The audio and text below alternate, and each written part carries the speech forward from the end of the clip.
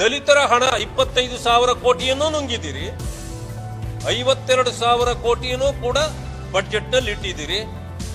ಇದೆಲ್ಲದರ ಜೊತೆಗೆ ಈಗ ಅಪಾದನೆ ಇರತಕ್ಕಂಥದ್ದು 6 ತಿಂಗಳಿಂದ ಅಕ್ಕಿ ಕೊಡ್ತಿದ್ರಲ್ಲ, ಅದಕ್ಕೆ ತಿಲಾಂಜಲಿ ಆಡಲಾಗಿದೆ. ಇದುವರೆಗೂ ಹಣ ಬಂದಿಲ್ಲ. 2,000 ರೂಪಾಯಿ ತಿಂಗಳಿಗೆ ಕೊಡ್ತಿದ್ದು ಮನೆ ಒಡತಿಗೆ, ಅದು ಬರ್ತಾ ಇಲ್ಲ. ಯುವ ನಿಧಿ ಅನ್ನೋದು ಅದು ಮರೀಚಿಕೆ ಆಗಿದೆ, ಅದು ಯಾರಿಗೂ ಸಿಗ್ತಾ ಇಲ್ಲ.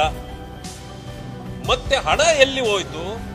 ಇದು ಸಮಯಕ್ಕೆ ಜನರಿಗೆ ಯಾಕೆ ಸಿಗ್ತಾ ಇಲ್ಲ? ಇದಕ್ಕೆ ಉತ್ತರ ಇಲ್ಲ ಇವತ್ತು ಸರ್ಕಾರದಲ್ಲಿ.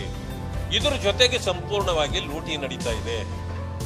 ಇನ್ನು ಎಲ್ಲಕ್ಕಿಂತ ಮಿಗಿಲಾದ ಇನ್ನೊಂದು ಪ್ರಶ್ನೆ, ಅದು ಯಕ್ಷ ಪ್ರಶ್ನೆ. ಈಗ ಆ ಕಡೆಯಿಂದ ಅಧ್ಯಕ್ಷರು, AICC ಅಧ್ಯಕ್ಷರು ಹೇಳಿದ್ರು, ನಿಮ್ಮ ಇತಿಮಿತಿಯನ್ನ ನೀವು ನೋಡ್ಕೊಂಡು ಗ್ಯಾರಂಟಿಗಳನ್ನು ಕೊಡಬೇಕಾಗಿತ್ತು. ಈಗ ಗ್ಯಾರಂಟಿಗಳು ಜನರಿಗೆ ಸೇರ್ತಾ ಇಲ್ಲ ಅನ್ನೋದು ಅವರು ಹೇಳಿದ್ರು.